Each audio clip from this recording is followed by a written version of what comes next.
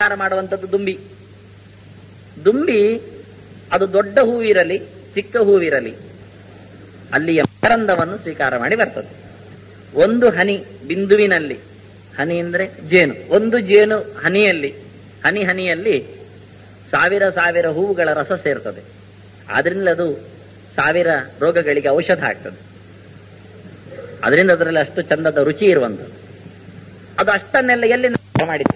ಅಣದ್ಭ್ಯಷ್ಟ ಮಹದ್ಭ್ಯಷ್ಟ, ದೊಡ್ಡದಿರಲಿ ಚಿಕ್ಕದಿರಲಿ, ಅಲ್ಲಿರಲಿ ಇಲ್ಲಿರಲಿ, ಕಾಡಲ್ಲಿರಲಿ ತೋಟದಲ್ಲಿರಲಿ, ಎಲ್ಲ ಕಡೆ ಹಾರಿ ಹೋಗಿ ಸಂಗ್ರಹ ಮಾಡುತ್ತೆ. ಹಾಗೆ ಮನುಷ್ಯ ಸರ್ವತಃ ಸಾರ ಮಾದದ್ಯಾತ್ ಪುಷ್ಪೇಭ್ಯೈವ ಷಡ್ಪದಃ, ಆರು ಕಾಲಿನ ದುಂಬಿಯಂತೆ ಹಾರಿ ಎಲ್ಲಿ ಎಲ್ಲಿ ಒಳ್ಳೆಯತನ ಉಂಟೋ ಅದರ ಸಾರವನ್ನು ಸ್ವೀಕಾರ ಮಾಡಿ ಬೆಳೆಯಬೇಕಂದು. ಇದು ಒಂದು ಸಾರಂಗಾನ್ವೇಷಣಂ ಮನೆ, ಇದು ಒಂದು ಗುರು ಲಕ್ಷಣ. ಇಶುಕಾರ, ಇನ್ನೊಬ್ಬ ಬೇಡ, ನಮಗೆ ಬೇಡ, ಆದ್ರೆ ಅವನ ಆದರ್ಶ ಬೇಕು. ಅವ ಬಾಣವನ್ನು ಹೂಡಿದ್ದಾನೆ, ಒಂದು ಹಕ್ಕಿಗೆ ಗುರಿ ಇಟ್ಟಿದ್ದಾನೆ, ಪಕ್ಕದಲ್ಲಿ ರಾಜ ಹೋಗ್ತಾ ಇದ್ದಾನೆ. ಇವನಿಗೆ ಗಮನವೇ ಇಲ್ಲ. ಇವನ ಗಮನ ಎಲ್ಲಿಂಟು ಅಂದ್ರೆ ಕಣ್ಣ ದೃಷ್ಟಿ ನೇರ ಹಕ್ಕಿ ಹತ್ರ ಹೋಗಿದೆ. ಬಾಣದ ಮೇಲೆ ಏಕಾಗ್ರತೆ ಮಾಡ್ಬೇಕಂತಾರೆ. ಇಷ್ಟೇ ಕತೆ, ಇಷ್ಟೇ. ಬೇಡನಂತ ನಮಗೆ ಬೇಡ, ಆದ್ರೆ ಬೇಡನ ಆದರ್ಶ ಬೇಕು.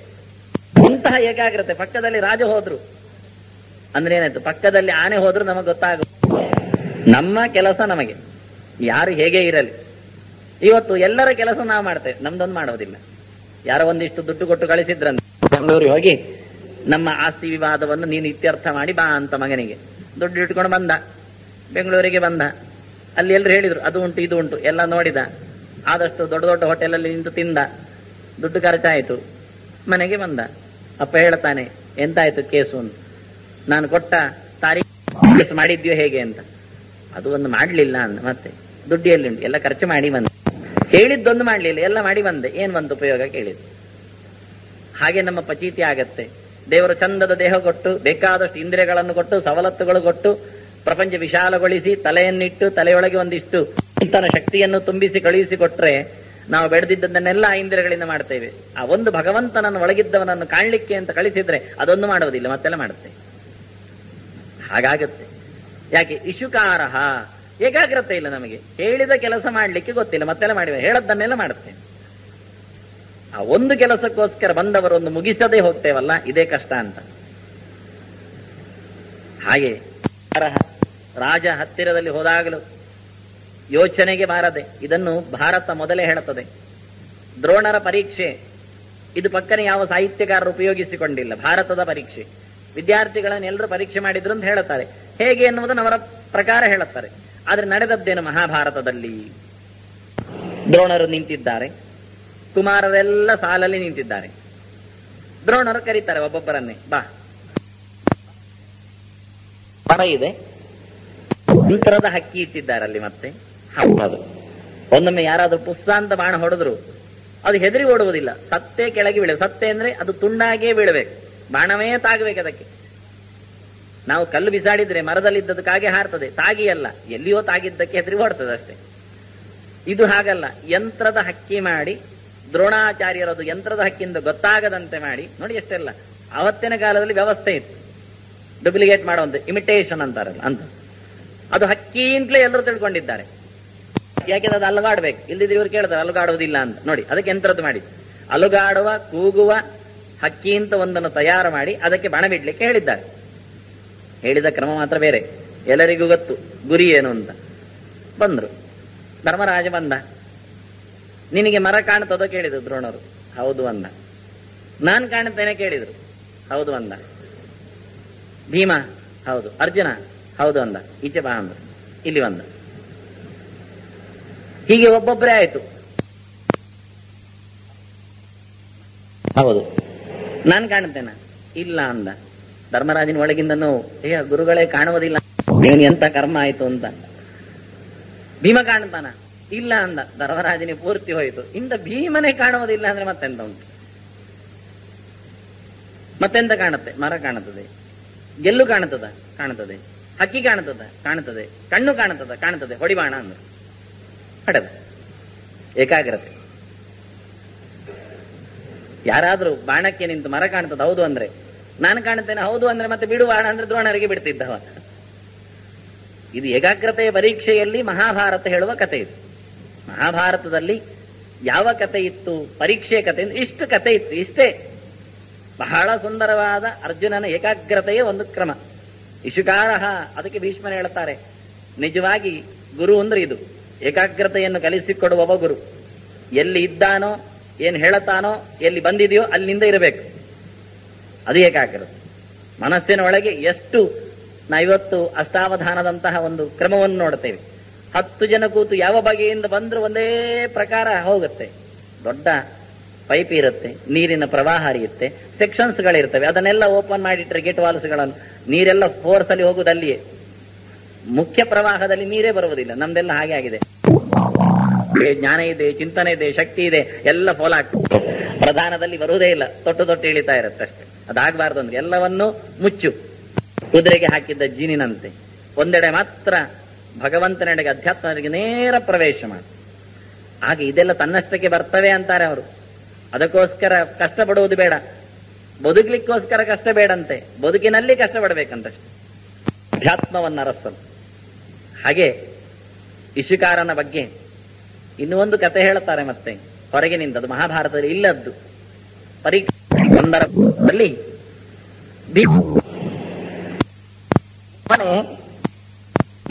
ನಾನು ಕಾಣ ದ್ರೋಣರು ತಂದೆ ಅನ್ನಂತ ಬಾಣ ಬಿಟ್ಟಾಗಿದೆ ಭೀಮ. ಕೇಳ್ತಾರೆ, ನಾನು ಎಲ್ಲಿಗೆ ಅಂತ ಹೇಳಿದ್ನ? ಹೋಗುವ ಬಾಣ ಎನ್ನುವ ವಿದ್ಯೆ, ಧನುರ್ವಿದ್ಯೆ ಇರುವುದು ಯಾಕೆ? ದೂರದಲ್ಲಿ ನಿಂತು ಮತ್ತೊಬ್ಬರನ್ನು ಹೊಡಿಲಿಕ್ಕೆ. ನೀನು ಬಿಟ್ಟ ಬಾಣವನ್ನು ಹಿಡಿದು ತರುವಷ್ಟು ವೇಗ ಉಳ್ಳವನಾಗಿದ್ರೆ ನೀನು ಬಾಣ ಬಿಡಬೇಕಾಗಿಲ್ಲ. ಹೋಗಿ ಒಂದು ಬುದ್ಧಿ ಬಂದು ಕೂತ್ರೆ ಯಾರಿಗೂ ಗೊತ್ತಾಗೋದಿಲ್ಲ. ಎಲ್ಲಿಂದ ಏನಾಯ್ತು ಅನ್ನುವ ಮುಂಚೆ ಇದ್ದಲ್ಲಿ ಇರ್ತಾನೆ ಭೀಮಸೇನ. ಅದಕ್ಕೆ ವೇಗೇಚ ಲಾಘವೇಚ ಇವ ಪ್ರಲಾಪಶ್ಚ ವರ್ಜನೆ ಭೀಮಸೇನ ಸಮೋನಾಸ್ತಿ ಎನ್ನುವ ಮಾತು. ಅವನ ವೇಗ ಅದು ಬಾಣ, ಅದಕ್ಕಿಂತ ಎಷ್ಟೋ ವೇಗ ಅದು ಗಾಳಿ ಇತ್ತು. ಹಾಗೆ ಗಾಳಿದೇವ ಓಡಿದ ಕ್ರಮ ಇದನ್ನು ಚಿಂತಕರು ಚಿಂತನೆ ಮಾಡಿರ್ತಾರೆ. ಇದು ಮಹಾಭಾರತದಲ್ಲಿ ಇಲ್ಲದ್ದು. ಮತ್ತೆ ಒಂದೊಮ್ಮೆ ನಾನು ಈ ಸುತ್ತಿನಲ್ಲಿ ಬಂತು ತಿಳ್ಕೊಳ್ಬೇಡಿ. ಅಂತೂ ಇಶುಕಾರ ಅಂದಾಗ ಅವನ ಏಕಾಗ್ರತೆ ಜೊತೆಯಲ್ಲಿ ಬಾಣದ ತೀವ್ರತೆ, ಅವ ನಿಂತಲ್ಲಿ ನಿಂತು ಯಾವುದೇ ಗುರಿಯನ್ನು ಮುಟ್ಟುವ ಛಲ.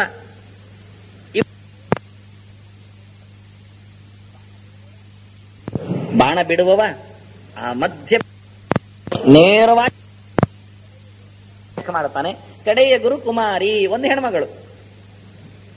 ಹುಡುಗಿಯಿಂದಲೂ ಕಲ್ತೆ ಅಂದ್ರೆ ಭೀಷ್ಮರು, ಇದೆಂತ ಕಥೆ ಆಯ್ತಪ್ಪ, ನೀನು ಯಾವಾಗ ಸಿಕ್ಕಿದ್ಲ ಆ ಹುಡುಗಿ? ನೋಡಿದೆ ಅಂದ. ಒಂದ್ ಸರ್ತಿ ಒಂದು ಹುಡುಗಿ ಇದ್ಲು, ಅವಳಿಗೆ ನಿಶ್ಚಯ ಆಗಿತ್ತು. ಗಂಡು ಯಾರು ಅಂತ ಗೊತ್ತಿತ್ತು. ಹಳೆ ಕಾಲ, ಹಿಂದಿನ ಕಾಲ. ಒಂದಿನ ಗಂಡ ಬಂದೇ ಬಿಟ್ಟ, ಭಾವಿ ಗಂಡ, ಭಾವಿಪತಿ. ಹೇಳದೆ ಕೇಳದೆ ಬಂದ. ಮನೆಯಲ್ಲಿ ಯಾರು ಇರಲಿಲ್ಲ, ಮಾತ್ರ ಇದ್ಲು. ಮದುವೆ ಆಗ್ಲಿಕ್ಕೆ ಮದುಮಗಳು. ಅದು 3 ಗಂಟೆ ಹೊತ್ತಿನ ನಂತರ ಬಂದ. ಅಡಿಗೆ ಎಲ್ಲ ಒಂದ್ಸರ್ತಿ ಇದು ಖಾಲಿಯಾಗಿ ಪಾತ್ರ ತೊಳೆದಾಗಿದೆ. ಅವನಿಗೆ ಅಡಿಗೆ ಬೇರೆ ಹಾಕಬೇಕೀಗ. ಅಷ್ಟೇ ಎಲ್ಲ ಅದು ಬಹಳ ಹಿಂದೆ ಅಂದ್ರೆ ಸುಮಾರೇನು ಇಲ್ಲ, ಒಂದು 50-60 ವರ್ಷದ ಹಿಂದೆ. ಒಣಕೆಯಿಂದ ಅಕ್ಕಿ ಮಾಡಿ ಅನ್ನ ಮಾಡಬೇಕು. ಅದು ಮೊನ್ನೆ ನನ್ನ ತಾಯಿಯು ಹಾಗೆ ಮಾಡಿದ್ಲಂತೆ. ಪ್ರತಿನಿತ್ಯ ಭತ್ತವನ್ನು ಕುಟ್ಟಿ ಅಕ್ಕಿ ಮಾಡಿ ಅನ್ನ ಮಾಡವು. ಹಾಗೆ ಇವಳು ಭತ್ತವನ್ನು ಹೊರಳಿಗೆ ಹಾಕಿ ಒನಕೆಯನ್ನೆತ್ತಿ ಕುಟ್ಟಿದ್ದಾಳೆ. ಕೈಯಲ್ಲಿದ್ದ ಮಾಡಿದಂತೆ ಕಣ ಕಣ ಕಣ ಕಣ ಅಂತ ಕಂಕಣಗಳು ಹೇಳುತ್ತವೆ. ಮಂಗಲ ದ್ರವ್ಯ ಅದು. ಮದುವೆ ಆಗತ್ತೆ ಅಂತ ಹಾಕಿಕೊಂಡಿದ್ದಾಳೆ. ಇದು ಸರಿಯಾಗ್ಲಿಲ್ಲ ಅನ್ನಲವಳು. ಯಾಕೆಂದ್ರೆ ಯಾರೋ ಒಳಗೆ ಬಂದದ್ದನ್ನು ಜನ ಗುರುತಿಸಿದ್ದಾರೆ, ಆಚೆ ಈಚೆಯವರು. ಈ ಬಳೆಯ ಸದ್ದು ಕೇಳಿ ಕತೆ ಕಟ್ಟಲಿಕ್ಕೆ ಶುರು ಮಾಡ್ತಾರೆ ಅವರು. ಕೆಲವರು ಕವನ ಬರೀತಾರೆ, ಕೆಲವರು ಕತೆ ಕಟ್ತಾರೆ. ಬೇಡ, ತೆಗಿಬಾರದು. ತೆಗೆಯುವುದಂದ್ರೆ ಒಡೆಯುವುದೇ ಹಿಂದಿನ ಕ್ರಮ. ಹಾಗೆ ಅಮಂಗಲದು, ತೆಗಿಲಿಕ್ಕಿಲ್ಲ. ಹಾಗಾಗಿ ಎರಡನ್ನು ಇಟ್ಟುಕೊಂಡಂತೆ, ಉಳಿದದು ತೆಗ್ಲಂತೆ. ಕೈ ತುಂಬ ಹಾಕಿಕೊಂಡದ್ದನ್ನು ಬಿಟ್ಲು. ಮತ್ತೊಮ್ಮೆ ಒನಕೆ ಎತ್ತಿ ಹಾಕಿದ್ರೆ ಅದು ಕಿಣಿಕಿಣಿ ಹೇಳ್ತದೆ. ಈಗ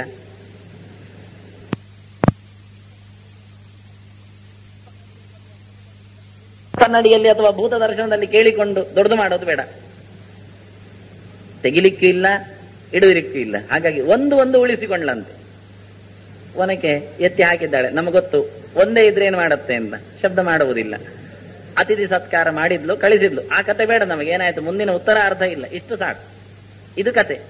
ವಾಸೋ ಬಹೂನಾಂ ಕಲಹ ಭವೇದ್ವಾರ್ತಾ ದ್ವಯೋರಪಿ ಏಕೇವ ಚರೇತ್ ತಸ್ಮಾತ್ ಕುಮಾರ್ಯ ಇವ ಕಂಕಣಃ. ಹೆಣ್ಣಿನ ಕೈಯ ಬಳೆಯಂತೆ ಕಥೆಯನ್ನು ನಾವು ತಿಳ್ಕೊಳ್ಬೇಕು ಅಂದ್ರು ವ್ಯಾಸರು. ಅಂದ್ರೆ ತುಂಬಾ ಬಳೆ ಇದ್ರೆ ಜೋರು ಶಬ್ದ ಮಾಡಿದೆ, ಎರಡೇ ಬಳೆ ಇದ್ರೆ ಚಿಕ್ಕದಾಗಿಯೂ ಶಬ್ದ ಮಾಡತ್ತೆ, ಒಂದೇ ಇದ್ದಾಗ ಶಬ್ದ ಮಾಡುವುದಿಲ್ಲ. ಅಂದ್ರೆ ಏನಾಯ್ತು, ತುಂಬಾ ಜನ ಒಟ್ಟು ಸೇರಿದ್ರೆ ಗಲಾಟೆ ಮಾಡ್ತಾರೆ. ತೀರ್ಮಾನ. ಇಬ್ರೇ ಇದ್ರೆ ಪಟ್ಟಾಂಗ ಮುಗಿಯುವುದಿಲ್ಲ. ನೋಡಿ, ನೀವು ನೋಡಿ, ಹಳಬರ ಇಬ್ಬರನ್ನು ಬಿಟ್ಟು ನೋಡಿ, ಅವರು ರಾತ್ರಿ ಬೆಳಗ್ಗೆ ಮಾಡ್ತಾರೆ, ಬೆಳಗ್ಗೆ ರಾತ್ರಿ ಮಾಡ್ತಾರೆ, ವರ್ಷ ಉರುಳಿಸುತ್ತಾರೆ, ಅದು ಉರುಳುವುದಿಲ್ಲ. ಕಥೆಯೇ. ನಾನು ಮೊನ್ನೆ ಬಂದಿದ್ದೆ ರೈಲಲ್ಲಿ, ಹೌದಾ ಅಂತ ಇವರು ಹೇಳೋದು, ಅದು ಶಬ್ದ ಮಾಡ್ತಿತ್ತು ಅಂತ. ಅವ್ರಿಗೆ ಕೇಳೋದಿಲ್ಲ ಆಗ, ಎಂತ ಅದು ಶಬ್ದ ಮಾಡ್ತಿತ್ತು, ಎಂತ ಅದೇ ಎಂತ ಶಬ್ದ ಮಾಡ್ತಿತ್ತು, ಶಬ್ದ ಮಾಡ್ತಿತ್ತು ಅಂತ. ಇಷ್ಟರಲ್ಲೇ ಮುಗಿದೋಯ್ತು ವಿನಃ ಕತೆ ಮುಂದೆ ಹೋಗುವುದಿಲ್ಲ, ರೈಲು ಹೋಗಿ ಬಂದಾಗಿರ್ತದೆ. ಇದು ವ್ಯವಸ್ಥೆ. ಪಟ್ಟಾಂಗ ಅಂದ್ರೆ ನಮ್ಮಲ್ಲಿ ನೋಡಿ, ದೇವಸ್ಥಾನ ಅದು ಪಟ್ಟಾಂಗದ ಕಟ್ಟೆ. ಎಂತ ದುರಂತ ನೋಡಿ. ದೇವಸ್ಥಾನಕ್ಕೆ ಯಾಕೆ ಬರುವುದು ಅಂತ ಯಾರತ್ರ ಆದ್ರೂ ಕೇಳಿದ್ರೆ ಅದರಲ್ಲಿ 99 ಜನ ಹೇಳುವುದು ಎಲ್ಲರೂ ಬರ್ತಾರೆ, ಮಾತಾಡ್ಲಿಕ್ಕೆ ಸಿಗ್ತದೆ ಅಂತ. ಹೇಸಿಗೆ ಎಲ್ಲಿಯೂ ಆಗಬಾರದು. ದೇವಸ್ಥಾನ ಇರುವುದು ಮೌನ ಪ್ರಾರ್ಥನೆಗೋಸ್ಕರ, ಗಟ್ಟಿಯೂ ಮಂತ್ರ ಹೇಳಲಿಕ್ಕಲ್ಲ. ಮತ್ತೆ ದೇವಸ್ಥಾನದಲ್ಲಿ ನಾವು ಕೂತು ವಿಶ್ವಂ ವಿಷ್ಣು ಅಂತ ಶುರು ಮಾಡುವುದಲ್ಲ. ಉಳಿದವರಿಗೆ ತೊಂದರೆ ಆಗಬಾರದು, ಅವರ ಚಿಂತನೆಗೆ ನಾವು ಅಡ್ಡಿ ಬರಬಾರದು. ಆದ್ರಿಂದಲೇ ಗಂಟೆಯನ್ನು ಅದು ಒಡೆಯುವ ಹಾಗೆ ಬಡಿಬಾರದು. ಇವತ್ತು ಗಂಟೆ ಬಡಿಯುವುದಲ್ಲ, ಗಂಟೆ ಒಡೆಯುವುದು. ಸಾಮರ್ಥ್ಯ ಎಷ್ಟು ಅಂತ ನೋಡಿ ಅದನ್ನು ಹೇಗಾದ್ರೂ ಮಾಡಿ ಅದಾಗಬಾರದು. ಬರೇ ಬಂದಿದ್ದೇನೆ ಅನ್ನೋದಕ್ಕಲ್ಲ. ಸ್ತೋತ್ರದ ಆರಂಭಕ್ಕೆ ಮಂಗಲಮಯವಾದ ಓಂಕಾರ ಬರಲಿ ಅಂತ ಹೇಳಿ ಮಾತ್ರ ಒಂದು ಶಬ್ದ ಮಾಡೋದು, ಅದು ಓಂ ಅಂತ ಶ್ರುತಿ ಭವತಿ. ಇದೊಂದು ಚಂದದ ವೀಣೆ ಆಗಿರುತ್ತೆ. ದೇವಸ್ಥಾನಕ್ಕೆ ಹೋಗಿ ಭಗವಂತನ ಸ್ತೋತ್ರಕ್ಕೆ ಲಾಯಕ್ಕಾಗತ್ತೆ, ಇಷ್ಟೇ. ಹಾಗೆ ಇರಬೇಕು. ಆದ್ರೆ ಇವತ್ತು ಎಲ್ಲಿಯೋ ಹೋಗುತ್ತೆ, ಎಲ್ಲಿಯೋ ತಾಳವೂ ತಪ್ಪುತ್ತೆ. ಅದರಂತೆ ಕುಮಾರಿ ವಾಸೋ ಬಹೂನಾಂ ಕಲಹ ಭವೇದ್ವಾರ್ತಾ ದ್ವಯೋರಪಿ. ಇಬ್ಬರನ್ನು ಒಟ್ಟಿಗೆ ಯಾವತ್ತು ಹಾಕಬೇಡಿ ಅಂತಾರೆ ವ್ಯಾಸರು. ಅವರದ್ದು ಮಾತುಕತೆ ಮುಗಿಯುವುದೇ ಇಲ್ಲ.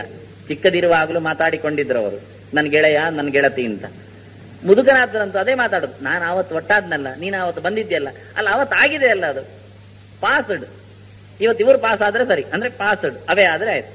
ಕಾಯಿಬೇಕದನ್ನು. ಅದು ಬಿಟ್ಟು ಅದಕ್ಕೆ ಹೇಳ್ತಾರೆ, ಇಬ್ಬರು ಇದ್ರೆ ಪಟ್ಟಾಂಗ ಮುಗಿಯುವುದಿಲ್ಲ, ತುಂಬಾ ಜನ ಇದ್ರೆ ಗಲಾಟೆ ಆಗೋದಿಲ್ಲ. ಆದ್ರಿಂದ ಏಕೇವ ಚರೇತ್ ತಸ್ಮಾತ್, ಒಬ್ಬನೇ ಇರಬೇಕಂತೆ.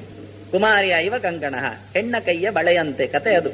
ನಮಗೆ ಕತೆ ಖುಷಿ ಇರುತ್ತದೆ, ಸಂದೇಶ ಬೇಡ, ನೀತಿ ಬೇಡ. ಇದಿಷ್ಟೇ ನೀತಿ. ಇದು ಮೊದಲು ಕಲ್ಕೊಳ್ಬೇಕು ಅಂತ. ಹೀಗೆ 6 ಗುರುಗಳನ್ನು ಭೀಷ್ಮರು ತಮಗಿದ್ದಾರೆ ಅಂತ ಹೇಳಿಕೊಂಡ್ರು.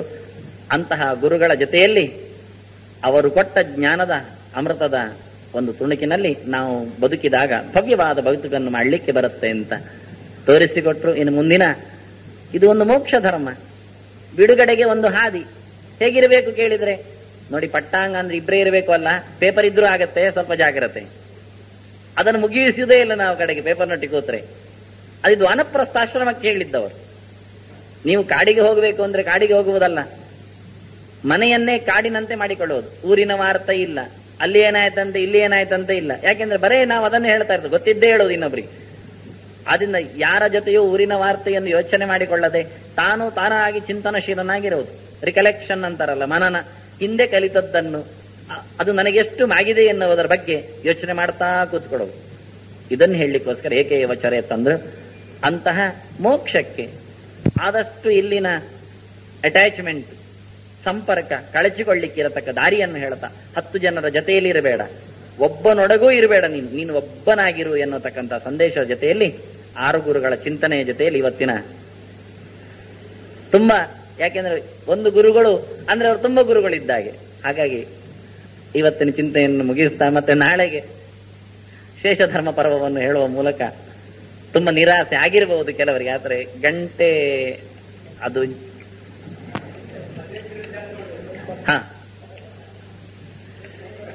15 ನಿಮಿಷ ಜಾಸ್ತಿ ಮಾಡಬಹುದು ಅಂತ ಹೇಳಿದ್ದಕ್ಕೆ ಮಾಡ್ತಾನೆ. ಯಾರಿಗಾದ್ರೂ ತೊಂದರೆ ಆದರೆ ಮಾತ್ರ ಸರಿ.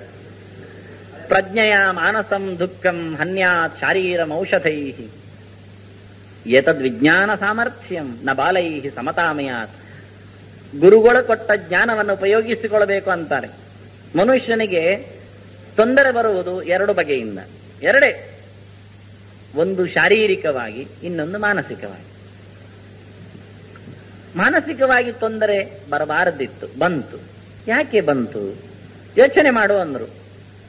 ನೀನು ಕಲಿತ ಗ್ರಂಥಗಳಿಲ್ಲದಕ್ಕೆ ಉತ್ತರ ಇಲ್ಲೇನು ಅನ್ನು ಇದೆ, ಅದನ್ನು ಮಾಡು. ಪ್ರಜ್ಞೆಯ ಮಾನಸಂ ದುಃಖಂ ಹನ್ಯಾತ್. ಒಳ್ಳೆಯ ಶಾಸ್ತ್ರೋಕ್ತವಾದ ಜ್ಞಾನದಿಂದ ಬಂದಿರತಕ್ಕ ಮನೋವ್ಯಾಧಿಯನ್ನು ದೂರ ಮಾಡಿಕೊ. ಮನೋವ್ಯಾಧಿ ಹೋದ್ರೆ ಅರ್ಧ ರಿಲೀಫ್. ಶಾರೀರಂ ಔಷಧಿ. ಶರೀರಕ್ಕೆ ಏನಾದ್ರೂ ತೊಂದರೆ ಆಗಿದ್ರೆ ಅದಕ್ಕೆ ಔಷಧ ಸ್ವೀಕಾರ ಮಾಡಿದ್ರೆ ಸಾಕು.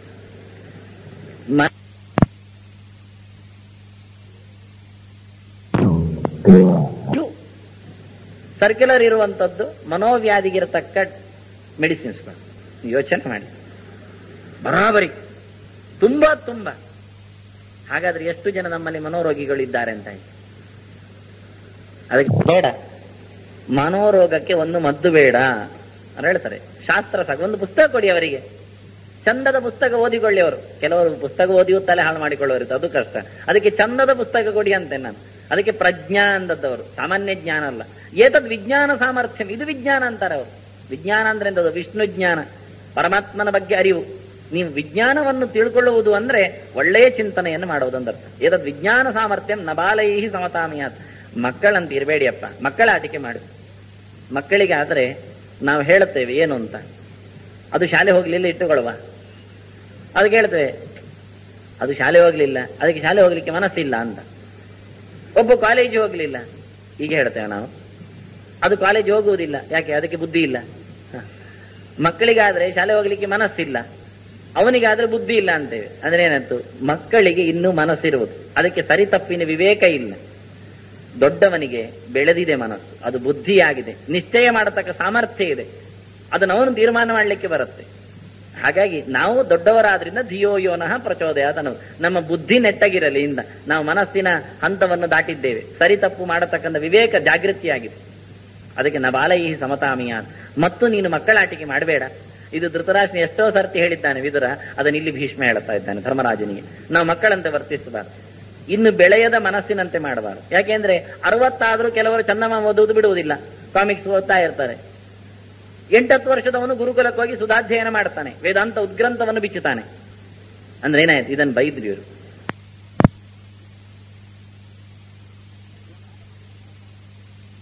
ನ ಬಾಲೈಹಿ ಸಮತಾಮಿಯಾತ್. ಮಕ್ಕಳಿನಂತೆ ದುರುಪಯೋಗಗೊಳಿಸಬೇಡ ಅಮೂಲ್ಯವಾದ ಸಮಯವನ್ನು. ಏನಾದ್ರೂ ದೊಡ್ಡ ಸಂಗತಿ ಇದ್ರೆ, ಏನೂ ನಿನ್ನಿಂದ ಹೇಳಲಿಕ್ಕಾಗುವುದಿಲ್ಲ ಆದ್ರೆ ಸಕಲ ರೋಗ ಪರಿಹಾರಕವಾದ ಒಂದು ಮಂತ್ರ ಹೇಳುತ್ತೇನೆ ಆಯ್ತಾ ಅಂತಾರೆ. ನಮೋ ನಾರಾಯಣ ಏತಿ ಮಂತ್ರ ಸರ್ವಾರ್ಥ ಸಾಧಕ. ಇಡೀ ಮಹಾಭಾರತದಲ್ಲಿ ಒಂದೇ ಬರುವಂಥದ್ದು ಇದು, ತೆಗಿಲಿಕ್ಕೆ ಟಾನಿಕ್, ಒಂದು ಮಾತ್ರೆ, ಇನ್ನೊಂದು ಕಡೆ ಸಿಗುವುದಿಲ್ಲ ಪಕ್ಕಕ್ಕೆ. ನಮೋ ನಾರಾಯಣ ಏತಿ, ಅಷ್ಟಾಕ್ಷರ ಮಂತ್ರ. ನಾರಾಯಣನಿಗೆ ನಮಸ್ಕಾರ, ಎಲ್ಲವೂ ನಾರಾಯಣನಿಗೆ ಒಪ್ಪಿಸಿದ್ದೇನೆ. ನಮಸ್ಸು ತ್ಯಾಗೆ ಅಂತ. ನಮಸ್ಕಾರ ಅಂದ್ರೆ ಸರ್ವವೂ ಅರ್ಪಣ ಅಂತ ಅರ್ಥ. ಯಾಕೆಂದ್ರೆ ದಂಡವತ್ ಪ್ರಣಾಮ ಅಂದ್ರೆ ಎಲ್ಲವೂ ನಿನಗೆ ಅಡಿಗೆ ಒಪ್ಪಿಸಲಾಗಿದೆ ಎಂದು ತೋರಿಸಿಕೊಡತಕ್ಕ ಮುಖ ಅದು. ನಮೋ ನಾರಾಯಣ ಎನ್ನುವಂತ ಮಂತ್ರ ಅದು ಸರ್ವಾರ್ಥ ಸಾಧಕ. ಯಾಕೆ ದೇವರಿಗೆ ನಮಸ್ಕಾರ ಅಂದ್ರೆ, ಆ ದೇವರು ಯಾರಿಗೂ ನಮಸ್ಕಾರ ಮಾಡೋದಿಲ್ಲ ಇಷ್ಟೇ. ನಾನು ಒಂದೊಮ್ಮೆ ಯಾರಿಗಾದ್ರೂ ಡೊಗ್ಗು ಸಲಾಮ್ ಹಿಡಿದು 1,000 ರೂಪಾಯಿ ಕೊಡಿ ಅಂದ್ರೆ 1,000 500 ಆದ್ರೆ ಕೊಡುತ್ತೇನೆ, ಮತ್ತೆ 500 ಆದ್ರೆ ಹೋಗೋ ಬಾ ನಾನು ಬರ್ತೇನೆ ನಮಸ್ಕಾರ ಮಾಡ್ಲಿಕ್ಕೆ ಅಂತ. ಇನ್ನೊಬ್ಬರ ಹತ್ರ ಹೋಗ್ತೇವೆ, ಒಂದಾಯ್ತಂತೆ ಒಂದ್ ಸರ್ತಿ ಭಿಕ್ಷುಕ ಮನೆ ಬಾಗಿಲಿಗೆ ಬಂದು ಏನಾದ್ರೂ ತಿನ್ಲಿಕ್ಕೆ ಕೊಡಿ ಅಂದಂತೆ. ಇಲ್ಲಯ್ಯ ಹೋಗು ಅಂದಂತೆ. ಮತ್ತು ಬಾಗಿಲು ಬಡಿದ, ಸ್ವಾಮಿ ಒಂದು ಬಟ್ಟೆ, ಏಯ್ ಇಲ್ಲ ಹೋಗು ಅಂದ. ಮತ್ತು ಬಡ್ದ, ಏನಾದ್ರೂ ಕಾಸು ಖರ್ಚಿಗೆ, ಇಲ್ಲ ಅಂದದ್ದಲ್ಲ ಅಂದಂತೆ. ಮತ್ತು ಬಾಗಿಲು ಬಡ್ದಿದ್ದಾನೆ ಬಂದು, ಏನಯ್ಯ ಅಂದಂತೆ. ಅದು ಎಲ್ಲಿ ಹೋಗುದು ತೋರಿಸಿ, ನಿಮಗೂ 3 ಇಲ್ಲ ನನಗೂ ಇಲ್ಲ, ಹೋಗುವ ಅಂದಂತೆ. ಎಲ್ಲಿಗೆ ಹೋಗು ಹೋಗು ಅಂತೆಲ್ಲ, ಎಲ್ಲಿಗೆ ಅಂತ ತೋರಿಸಿಬಿಡು, ನಿನಗೂ 3 ಇಲ್ಲ. ಮನುಷ್ಯನ ಬೇಕಾದ್ದೇ 3, ತಿನ್ಲಿಕ್ಕೆ ಉಡ್ಲಿಕ್ಕೆ ಖರ್ಚಿಗೆ ಬಾ. ಹಾಗೆ ನಮೋ ನಾರಾಯಣಾಯ ಅಂದಾಗ, ಭಗವಂತನಿಗೆ ನಮಸ್ಕಾರ ಅಂದಾಗ ಯಾಕೆ ಅವನಿಗೆ? ಯಾಕೆಂದ್ರೆ ಅವನೊಬ್ಬನೇ ಯಾರಿಗೂ ಕೈ ಮುಗಿಯುವುದಿಲ್ಲ. ಅದಕ್ಕೆ ನೀವು ಯಾರಿಗೆ ಕೈ ಮುಗಿಲಿಕ್ಕೆ ಹೋದ್ರು ಅವರು ಪೂರ್ಣ ಶಕ್ತರಲ್ಲ, ಇನ್ನೊಬ್ಬರೆಡೆಗೆ ಬೆಟ್ಟು ತೋರಿಸುವವರು. ನಾವು ಹೋಗಿ ಕ್ಯಾಶಿಯರ್ ಹತ್ರ ದುಡ್ಡು ಬೇಕು ಕೇಳಿದ್ರೆ ಮ್ಯಾನೇಜರಿಗೆ ತೋರಿಸ್ತಾರೆ, ದುಡ್ಡು ಅವನ ಕೈಯಲ್ಲಿದ್ರು ನನ್ನಲ್ಲಿ ಹೇಳೋದಿಲ್ಲ, ಅಲ್ಲಿದ್ದಾರೆ ಅಂತ, ಗುರಿಕಾರರಲ್ಲಿದ್ದಾರೆ. ಹಾಗೆ ಉಳಿದವರು ಏನು ಕೊಡಬೇಕಾದ್ರೂ ಅಧೀನ ಅವನು. ನಹಿ ವಿಷ್ಣು ಪ್ರಣಮತಿ ಕಸ್ಮೈಚಿತ್ ವಿಬುಧಾಯ ಚ. ದೇವರು ಯಾರಿಗೂ ತಲೆ ಬಗ್ಗಿಸಿದ್ದು ಇಲ್ಲ, ಯಾರಿಗೂ ತಲೆ ಬಗ್ಗಿಸುವುದಿಲ್ಲ. ಅವನು ದೇವರು, ಅವನು ನಿಜವಾಗಿ ಸರ್ವಶಕ್ತ. ಅಂದ್ರೆ ಒಮ್ನಿಷಿಯನ್, ಒಮ್ನಿಪ್ರೆಸೆಂಟ್ ಎಲ್ಲ ಹೇಳಿದದನು. ಸರ್ವಶಕ್ತ, ಸರ್ವಗತ, ಸರ್ವಗುಣ ಸಂಪೂರ್ಣ ಅದು ಭಗವಂತ ಮಾತ್ರ. ಉಳಿದವರು ಅವನ ಸೇವಕರು. ಇಡೀ ಪ್ರಪಂಚ ಅವನು ಹೇಳಿದಾಗಿ ಕುಣಿಯತಕ್ಕಂತಹ ವಸ್ತು. ಆದ್ರಿಂದಲೇ ಅವನನ್ನು ಅಗ್ನಿಮೀಳೆ ಪುರೋಹಿತಂ ಅಂದದ್ದು. ಅವನನ್ನು ಅಗ್ನಿ ಅಂತ ಕರೆದದಕ್ಕೆ. ಅಗನಿ, ಯಾವುದು ಚಲಿಸುವುದಿಲ್ಲ ಅದಕ್ಕೆ ಚಲಿಸತಕ್ಕಂತಹ ಸಾಮರ್ಥ್ಯ ಕೊಟ್ಟವನವನು. ಅದನ್ನು ಪರ್ಯಾಯವಾಗಿ ಸ್ವಾಮಿಗಳು ಹೇಳಿದ್ರು ಅದನ್ನು. ಅಗನಿ ಅಂದ್ರೆ, ಅಗ ಅಂದ್ರೆ ಗ ಅಂದ್ರೆ ಹೋಗುವಂಥದ್ದು, ಅಗ ಅಂದ್ರೆ ಹೋಗಲಾರದ್ದು, ಚೇಷ್ಟೆ ಮಾಡಲಾರದ್ದಕ್ಕೆ ನೀ ಅಂದ್ರೆ ಚೇಷ್ಟೆ ಮಾಡಿಸಿದವ, ಕೀ ಕೊಟ್ಟವ. ಚಾಲನೆ ಇಲ್ಲದ ಗಡಿಯಾರಕ್ಕೆ ಕೀ ಕೊಟ್ಟವ. ಅಂದ್ರೆ ಬ್ರಹ್ಮಾಂಡವೇ ಒಂದು ಗಡಿಯಾರ, ಒಂದೊಂದು ಲೋಕವು ಅದರದ್ದು ಮುಳ್ಳು, ಅದರಲ್ಲಿ ಒಂದೊಂದು ಸೆಕೆಂಡು ಒಂದೊಂದು ಮನುಷ್ಯ ಜೀವಕೋಟಿ ಸೇರ್ತದೆ. ಅದಕ್ಕೆ ಕೀ ಕೊಟ್ಟು ಚಾಲನೆ ಮಾಡಿ ಅರೆಕ್ಷಣವೂ ನಿಲ್ಲದಂತೆ ಇದ್ದವ ಅದು ಭಗವಂತ. ಅಗ್ನಿ ಅಲ್ಲಿಂದ ಶುರುವಾಯಿತು. ವೇದ ಚಿಂತನೆ ಬಂದದ್ದೇ ಅಲ್ಲಿಂದ ನಿಶ್ಚೇಷ್ಟವಾದ ಪ್ರಪಂಚಕ್ಕೆ. ಅದು ಮತ್ತೆ 3 ತತ್ವ ಅಲ್ಲಿ ತೋರಿಸ್ತಾರೆ. ಪ್ರೋಟಾನ್, ಎಲೆಕ್ಟ್ರಾನ್, ನ್ಯೂಟ್ರಾನ್ಸ್ ಎಲ್ಲ ವೈಜ್ಞಾನಿಕ ಭಾಷೆಯಲ್ಲಿ ಹೇಳುವುದಾದ್ರೆ, ಅದು ಪುರಾಣ ಭಾಷೆ ಸತ್ವ, ರಜಸ್ಸು, ತಮಸ್ಸು ಅಂತ 3 ಗುಣಗಳ ಜೊತೆಯಲ್ಲಿ ಇಡೀ ಪ್ರಪಂಚ ವಿಮಿಶ್ರಾಣಿ ವ್ಯಮಿಶ್ರಯತ್. ಭಗವಂತ ಒಳಗೆ ಸೇರಿ ಮಿಕ್ಸ್ ಮಾಡಿದ್ನಂತೆ. ಮತ್ತೆ ಮತ್ತೆ ಒಂದರೊಳಗೊಂದು ಕೆಲಸಿ ಒಟ್ಟಾರೆ ಕೆಲಸ ಮೇಲೋರಗ ಮಾಡಿಬಿಟ್ಟ. ಒಂದೊಂದು ಜಾತಿ ಆಯ್ತು, ಒಂದೊಂದು ಬಗೆ ಆಯ್ತು. ಹಾಗೆ ಮಾಡಿದ್ದ. ಅದು ನಿಜವಾಗಿ ತತ್ವ ಭಗವಂತ. ಅಂತಹ ಭಗವಂತ ಯಾರಿಗೂ ಮಣಿಯುವುದಿಲ್ಲ. ಎಲ್ಲ ದೇವತೆಗಳು ಅವನ ಕಾಲಡಿಯಲ್ಲಿ ನಿಂತಿದ್ದಾರೆ. ಉತ್ಕಂಠ ಕುಂಠ ಹೋಲ ಹಲಜ ವಜಸಾಜಸ್ರ ದೈವಾನವೃದ್ಧ ಪ್ರಜ್ಞಾತ್ಮಜ್ಞಾನ ಧೂತಾಂಧತಮತ ಸುಮನೋಮೌಲಿ ರತ್ನಾವಲೀನಂ ಭಕ್ತಿದ್ರೇಗ ವಗಾಢ ಪ್ರಕಟನ ಸಕಟಾತ್ಕಾರ ಸಂಘರ್ಷ್ಯಮಾಣ ಪ್ರಾಂತ ಪ್ರಗ್ರಂಗ್ರಿಬೀಟೋತ್ಥಿತ ನಗರದ ಪಿಂಜರಾರಂಜಿತಾಶಾ. ಗಡಿಬಿಡಿಯಿಂದ ಎದ್ದೋಡಿ ದೇವತೆಗಳ ಗಡನ ಬಂದು ಒಮ್ಮೆಗೊಮ್ಮೆಗೆ ಪಾದಪೀಠಕ್ಕೆ ತಮ್ಮ ತಲೆಯನ್ನು ಕಿರೀಟ ಸಹಿತ ಘಟ್ಟಿಸಿ ಕಿರೀಟದಲ್ಲಿ ತುಂಬಿದ ನವರತ್ನ ಮಣಿ ಕಣಗಳು ತುಂಬ ದಿಕ್ಕಿನಲ್ಲಿ ಎಸೆದು ಎಲ್ಲ ದಿಕ್ಕು ನೋಡಿದ್ರೆ ಕೆಂಪಡರಿ ಹೋಗಿದೆ ಅಂತೆ. ಅಂತಹ ಭಗವಂತನ ಪಾದಪೀಠ, ಅವನ ಭಕ್ತನ ವಾಯುತತ್ವನ ಚಿಂತನೆ ಬಹಳ ಸುಂದರವಾಗಿ ತ್ರಿವಿಕ್ರಮ ಪಂಡಿತರು ಮಾಡಿದ್ರು. ತಮ್ಮ ಉತ್ಕಟವಾದ ಇಚ್ಛೆ ಪೂರೈಕೆ ಆಗಲಿಕ್ಕೆ, ತಮ್ಮ ಪದವಿ ಶಾಶ್ವತವಾಗಿ ಉಳಿಲಿಕ್ಕೆ, ಮತ್ತಷ್ಟು ತಾವು ಭಗವಂತನ ದಾಸರು ಅಂತ ಆಗಬೇಕು ಅಂತ ಬಯಕೆ ಹೊತ್ತ ಈ ದೇವತೆಗಳು ಕಾದು ನಿಲ್ತಾರಂದು ಯಾವತ್ತು ಭಗವಂತನ ಕೃಪಾ ಕಟಾಕ್ಷ ನನ್ನ ಮೇಲೆ ಚೂರಾದ್ರೂ ಬೀಳುತ್ತೆ ಅಂತ ಯೋಚನೆ ಮಾಡಿದ್ರೆ, ಲಕ್ಷ್ಮಿ ಯಾರಿಗೂ ಜಾಗ ಕೊಡುವುದಿಲ್ಲಂತೆ ಮುಂದೆ ಬರಲಿಕ್ಕೆ. ಸ್ವಯಮಿಂದಿರೈವ ಪತಿಮಾನಕರಿ ಗೃಹ ಕರ್ಮ ಯತ್ರ ಕುರುತೆ ಸುತರಾಂ. ಲಕ್ಷ್ಮಿಗೆ ದಾಸಿಯರು ಕಮ್ಮಿಯೇನು? ಆದ್ರೆ ಎಲ್ಲಿ ಭಗವಂತನ ಸೇವೆ ಅವರು ಮಾಡಿದ್ರೆ ತನ್ನ ಚಾನ್ಸ್ ತಪ್ಪಿ ಹೋಗುತ್ತೋ ಅಂತ ಯಾರನ್ನು ಬರ್ಲಿಕ್ಕೆ ಬಿಡುವುದಿಲ್ಲ. ಛತ್ರ ಚಾಮರ ವ್ಯಜನ ಪರ್ಯಂಕ ಪಾತ್ರ ರೂಪದಲ್ಲಿ ನಿಂತು ಭಗವಂತನ ಛತ್ರ, ಚಾಮರ, ವ್ಯಜನ, ಹಾಸಿಗೆ ಎಲ್ಲ ತಾನೇ ಅಂತೆ.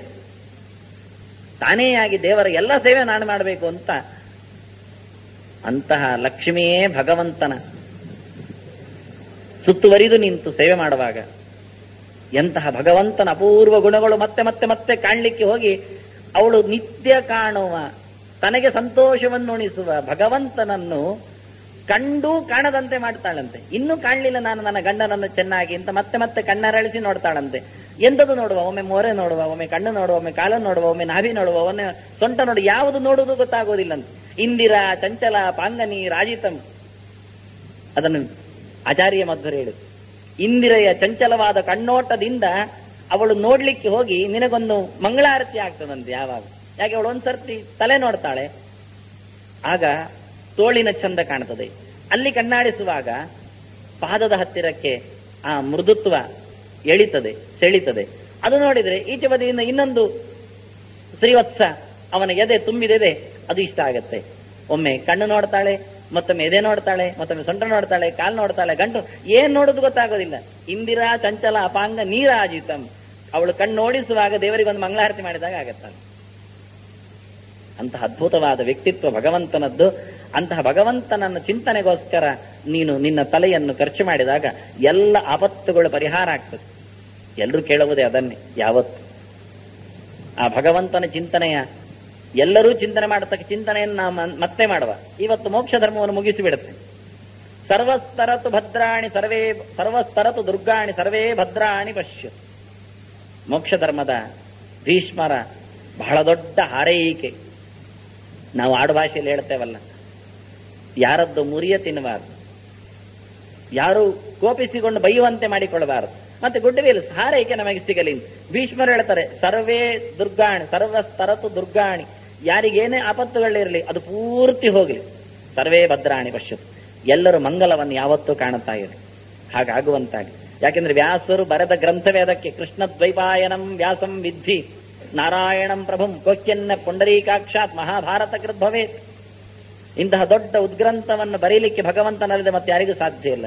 ಇಲ್ಲಿ ನಿಂತ ಕೃಷ್ಣ, ವಾಸಿಷ್ಠ ಕೃಷ್ಣ, ದ್ವೀಪದ ನಡುವೆಯಲ್ಲಿ ಹುಟ್ಟಿದ ದ್ವೈಪಾಯನ, ಪರಾಶರರ ಮಗ, ವೇದ ವಿಭಾಗ ಮಾಡಿಕೊಟ್ಟು ಭಾರತ ರಚನೆ ಮಾಡಿದವ ಅವ ಭಗವಂತ. ಅಲ್ಲಿ ವ್ಯಾಸರು ಇದ್ದಾರೆ, ಧರ್ಮರಾಜನಿಗೆ ಉಪದೇಶ ಮಾಡಿದವರು.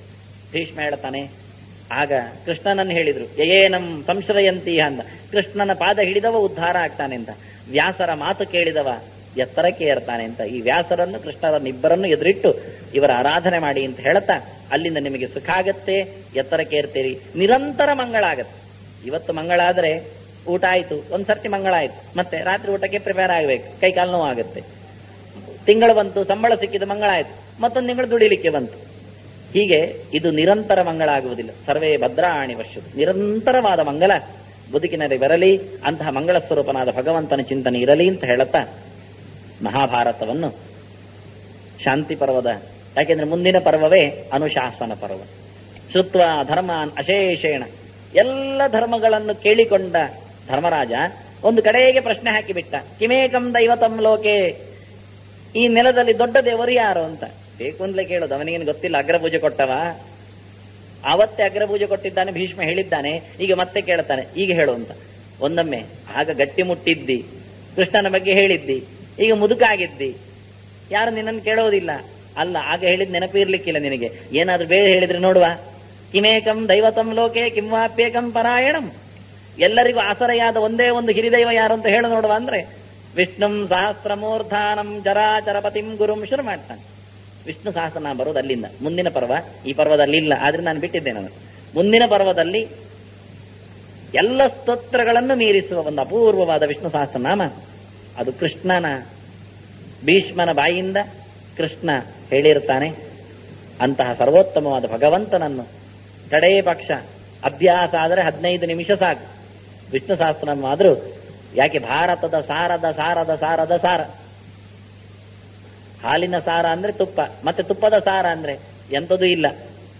ಆದ್ರೆ ಇದು ಹಾಗಲ್ಲ, ಸಕಲ ಶಾಸ್ತ್ರದ ಸಾರವಾದ, ಭಾರತದ ಸಾರವಾದ ವಿಷ್ಣು ಸಹಸ್ರನಾಮ.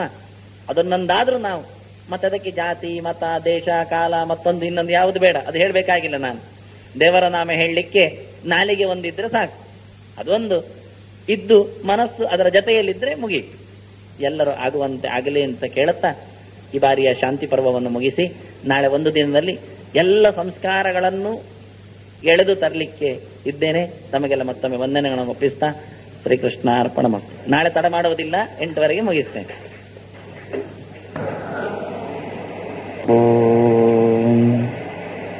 ವ್ಯಾಖ್ಯಾ ಮುದ್ರಾಂ ಕರಸರಸಿಜೈಃ ಪುಸ್ತಕಂ ಶಂಖಚಕ್ರೆ ಬಿಭ್ರದ್ಭಿನ್ನ ಸ್ಫಟಿಕರುಚಿರೆ ಪುಂಡರೀಕೆ ನಿಷಣ್ಣಃ ಅಮ್ಲಾನಶ್ರೀರಮೃತ ವಿಷಧೈರಂಶಭಿಪ್ಲಾವಯನಮಾಂ ಆವಿರ್ಭೂಯಾದನಗ ಮಹಿಮಾ ಮಾನಸೇ ವಾಗಧೀಶಃ. ನಮಸ್ತೆ ಪ್ರಾಣೇಶ ಪ್ರಣತ ವಿಭವಾಯ ವನಿಮಕಾಹ ನಮಃ ಸ್ವಾಮಿನ್ ರಾಮ ಪ್ರಿಯತಮ ನಮನ್ ಗುರುಗುಣ ನಮಸ್ತುಭ್ಯಂ ಭೀಮ ಪ್ರಬಲತಮ ಕೃಷ್ಣೇಷ್ಟ ಭಗವನ್ ನಮಃ ಶ್ರೀಮನ್ಮಧ್ವ ಪ್ರದಿಶ ಸುದೃಶನ್ನೋ ಜಯ ಜಯ. ಶ್ರೀ ಗುರುಭ್ಯೋ ನಮಃ. ಅಂಬರಗಂಗಾ ಚುಂಬಿತ ಪಾದಃ ಪದತಲ ವಿದಲಿತ ಗುರುತರ ಶಕಟಃ ಕಾಲಿಯನಾಗಕ್ಷ್ವೇಲ ನಿಹಂತ ಸತತಗ ಸಮಜವ ಖಗವತಿ ನಿರತಃ.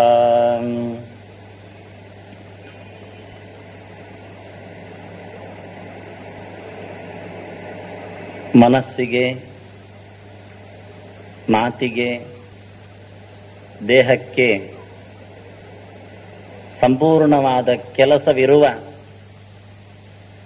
ಮಹಾನಗರ ಮುಂಬಯಿಯಲ್ಲಿ ನಿಂತ ಇಷ್ಟು ಸಮಯದಲ್ಲಿ ವ್ಯಾಸರ ಕೆಲವು ಮಾತಿನೆಡೆಗೆ ಗಮನ ಕೊಟ್ಟು ಆಲಿಸಿ ಕೃತಿಯಲ್ಲಿ ತರಲಿರುವ ತರ್ತೀರಿ ಎನ್ನುವ ನಂಬುಗೆಯಲ್ಲಿ ನಿಂತ ನನ್ನ ಈ ಬಾರಿಯ, ಈ ವರುಷದ, ಈ ಒಂದು ಸಮಿತಿಯ ಕಡೆಯ ನಮನಗಳು.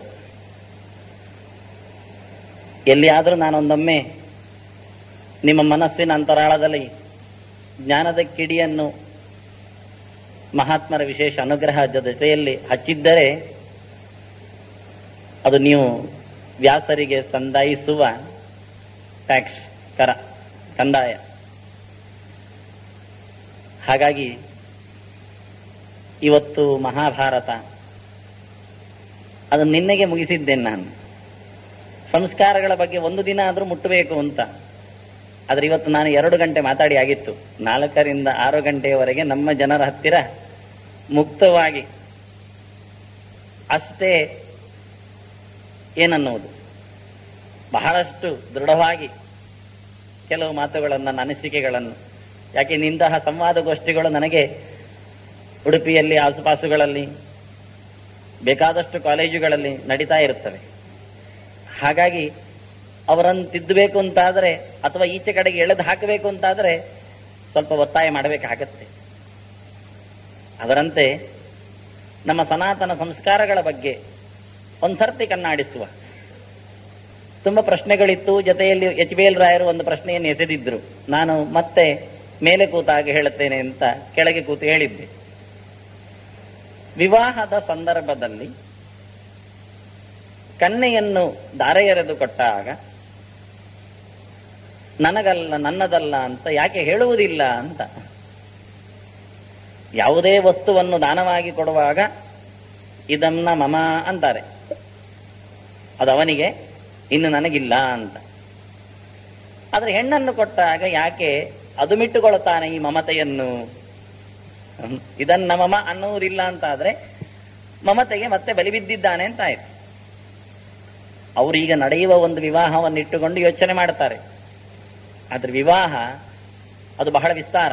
ಇವತ್ತು ನಮ್ಮ ವೇದ ಮಂತ್ರದವರು, ನಾನು ಯಾವತ್ತೂ ವೇದ ಮಂತ್ರಕ್ಕೆ ಒಂದು ಸ್ವಲ್ಪ ಟಾರ್ಚ್ ಹಾಕಿ ನಿಮ್ಮ ತಲೆಯಲ್ಲಿ ಯೋಚನೆ ಬರುವಂತೆ ಮಾಡ್ತೀನಿ.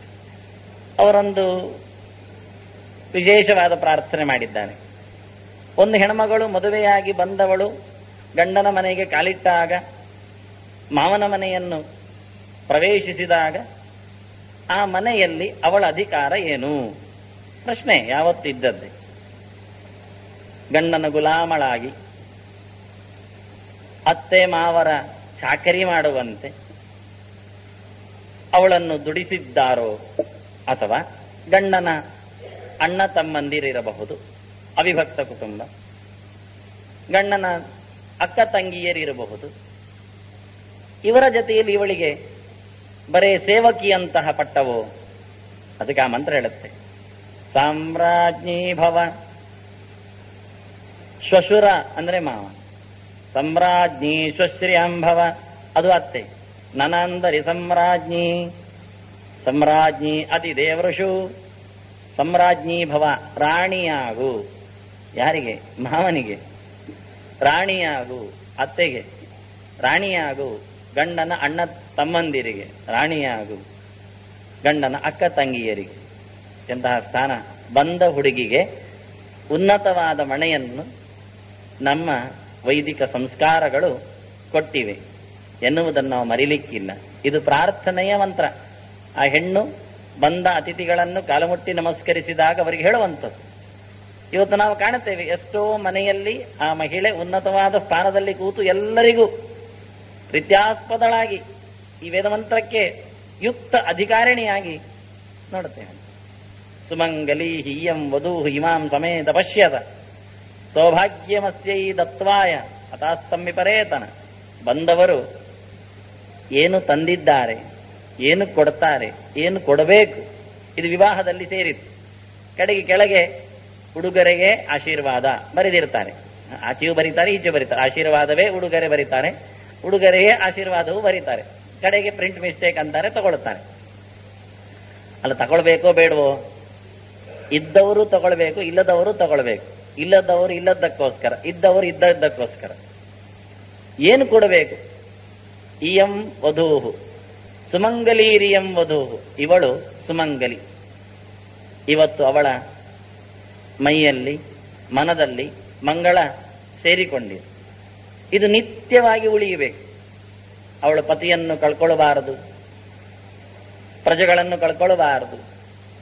ಬಹಳ ಸುಂದರವಾಗಿ ಮಂಗಳ ಸ್ವರೂಪಳಾಗಿ ಒಂದು ಪತಿವ್ರತೆಯ ದರ್ಶನ, ಅದು ಬಾಳಿಗೆ ಎಷ್ಟೋ ಜನರಿಗೆ ಮಂಗಲ. ಬೆಳಿಗ್ಗೆದ್ದು ನೋಡಬೇಕು ಅಂತಾರೆ. ಕಪಿಲಾಂ ದರ್ಪಣಂ ಭಾನುಂ ಭಾಗ್ಯವಂತಂಚ ಭೂಪತಿಂ ಆಚಾರ್ಯಮನ್ನದಾತಾರಂ ಪ್ರಾತಃ ಪಶ್ಯೇತ್ ಪತಿವ್ರತಾಂ. ಹೆಣ್ಮಗಳನ್ನು ನೋಡಬೇಕು ಎನ್ನುವುದೊಂದು ನಿತ್ಯದ ಚಾಕರಿ, ನಿತ್ಯದ ಒಂದು ಕ್ರಮ. ಅನ್ನಿಕ ಮಂಜರಿಯಲ್ಲಿ ಸೇರಬೇಕಾದ್ದು. ಬೆಳಿಗ್ಗೆದ್ದು ದನವನ್ನು ನೋಡಬೇಕು, ನಮಸ್ಕರಿಸಬೇಕು ಅನ್ನುವಂತೆಯೇ ಒಂದು ಗೃಹಿಣಿಯನ್ನು ಸಹ ನೋಡಿ ನಮಸ್ಕರಿಸಬೇಕು. ಇದನ್ನು ನಿತ್ಯ ಮಾಡ್ತಿದ್ದ ರಾಮ. ಕಾಡಿಗೆ ಹೋದಾಗ ಸೀತೆ ಕೈ ತಪ್ಪಿದಾಗ ಕೆಲವು ಆಭರಣಗಳನ್ನು ಮಂಗಗಳಿಗೆ ಅವಳು ಕೊಟ್ಟಾಗ, ಮಂಗಗಳು ತಂದು ರಾಮನ ಬಳಿಯಲ್ಲಿ ಅದನ್ನು ಇಟ್ಟಾಗ ರಾಮಚಂದ್ರ ಹತ್ತು ಬಿಟ್ಟ. ಲಕ್ಷ್ಮಣನ ಹತ್ರ ಕೇಳುತ್ತಾನೆ, ಇದು ಸೀತೆದ್ದು ತಾನೆ ಅಂತ. ಅವ ಹೇಳುತ್ತಾನೆ, ತಲೆ ಅಲ್ಲಾಡಿಸ್ತಾನೆ, ನಾಹಂ ಜಾನಾಮಿ ಕೇರೂರೆ ನಾಹಂ ಜಾನಾಮಿ ಕುಂಡಲೆ. ನನಗೆ ಈ ತೋಳ ಬಂದು ಯಾರದ್ದು ಅಂತ ಗೊತ್ತಿಲ್ಲ ಅಂದ. ರಾಮನ ಮೋರೆ ಚಿಕ್ಕದಾಗ್ತಾ ಉಂಟು, ಇದೇನು ಕಥೆ? ನನಗಿದು ಬೆಂಡೋಲೆ ಯಾರದ್ದು ಅಂತಲೂ ಗೊತ್ತಿಲ್ಲ ಅಂದ. ಮತ್ತೆ ಗೆಜ್ಜೆ ಕೈಯಲ್ಲಿ ನೋಡಿದ, ನೂಪುರೆ ತ್ವವಿಜಾನಾಮಿ, ಇದು ಗೊತ್ತಾಗುಂಟು, ಇದು ಪರಿಚಯ ಉಂಟು ಅಂದ. ಹೇಗೆ ಅಂದ್ರೆ, ನಿತ್ಯಂ ಪಾದಾಭಿವಂದನ, ಪ್ರತಿನಿತ್ಯ ನಾನು ಸೀತೆಯ ಕಾಲಮುಟ್ಟಿ ನಮಸ್ಕಾರ ಮಾಡುತ್ತಿದ್ದೆ, ಅವಳ ಕಾಲಿಗೆ ಅಡ್ಡ ಬೀಳುತ್ತಿದ್ದೆ. ಆಗ ಈ ಗೆಜ್ಜೆ ರಾಮನ ಗುಣವನ್ನು ಬಿತ್ತರಿಸುವುದು ನನಗೆ ಕೇಳ್ತಿತ್ತು. ಮತ್ತೇನು ಗೊತ್ತಿಲ್ಲ ನನಗೆ. ನಾವಾದ್ರೆ ಯಾರಿಗಾದ್ರೂ ನಮಸ್ಕಾರ ಮಾಡಿದರೆ ಹೇಳ್ತೇವೆ, ಅಹಂಭೋ ಅಭಿವಾದಯೇ, ನಾನು ನಮಸ್ಕಾರ ಮಾಡ್ತಿದ್ದೇನೆ ಅಂತ. ಯಾಕೆ ಅವನು ಸ್ವಲ್ಪ ಗಮನ ಕೊಡ್ಲಿ ಅಂತ. ಗಮನ ಕೊಟ್ಟ ನಂತರ ಅವನ ಬಾಯಿಯಿಂದ ಏನಾದ್ರೂ ಬಂತು ಅಂತ ಮೋರೆ ನೋಡ್ತೇವೆ. ಆಯುಷ್ಮಾನ್ ಭವ ಅಂತ, ಬಹಳ ಕಾಲ ಬದುಕು, ಚಿರಂಜೀವಿಯಾಗು ಬಂತು ಅಂತ. ಎಲ್ಲಿಯಾದ್ರೂ ಕೈ ಎತ್ತಿದ್ದಾನ, ಆಶೀರ್ವಾದ ಮಾಡ್ತಾ ಇದ್ದಾನ ಅಂತ ಕೈ ನೋಡ್ತೇವೆ. ಎಷ್ಟು ಚಂದ ನೋಡಿ ಅಭಿವಾದನ ನಮಕ್ರಮ. ಇದನ್ನು ಲಕ್ಷ್ಮಣ ಹೇಳುವಾಗ ಹಾಗೆ ಹೇಳ್ತಾನೆ, ನಾಹಂ ಜಾನಾಮಿ ಕೇಯೂರೆ, ನಾನು ನಮಸ್ಕಾರ ಮಾಡಿದಾಗ ಆಶೀರ್ವಾದ ಮಾಡ್ತಾ ಇದ್ದಾಳೋ ಅಂತ ನನ್ನ ತಾಯಿಯ ಕೈ ನೋಡ್ಲಿಲ್ಲ. ನಾನು ಕೈ ನೋಡಿದ್ರೆ ಕೇಯೂರೆ ಕಾಣ್ತಿತ್ತು, ತೋಳ ಬಂದು. ನಾಹಂ ಜಾನಾಮಿ ಕುಂಡಲೆ, ಏನಾದ್ರೂ ಬಾಯಲ್ಲಿ ನನಗೆ ಆಶೀರ್ವಾದದ ಮಾತು ಹೇಳ್ತಾಳೋ ಅಂತ ಅವಳ ಮೋರೆಯ ನಿರೀಕ್ಷಣೆಯನ್ನು ನಾನು ಇರಲಿಲ್ಲ. ಆದ್ರೆ ಬೆಂಡೋಲೆ ಕಾಣುತ್ತಿತ್ತು. ಆಗ ನಾನು ನಮಸ್ಕಾರ ಮಾಡಿದ್ದು ಪ್ರತಿ ಏನಾದ್ರೂ ಪಡೀಲಿಕ್ಕೆ ಅಲ್ಲ, ಇತಿ ಕರ್ತವ್ಯತೆಯ, ಮಾಡಬೇಕು ಹಿರಿಯರಿಗೆ ನಮಸ್ಕಾರ ಎನ್ನುವುದನ್ನು ಮಾಡಿದ್ದೇನೆ. ಇವತ್ತು ಯಾವ ಮನೆಯಲ್ಲಿ ತಮ್ಮ ಅತ್ತಿಗೆಗೆ, ಅಣ್ಣನ ಮಡದಿಗೆ ನಮಸ್ಕಾರ ಮಾಡುವುದನ್ನು ನಮಗೆ ತೋರಿಸ್ತೀರಿ? ನಾವು ಆತ್ಮವಿಮರ್ಶೆ ಮಾಡಿಕೊಳ್ಬೇಕು.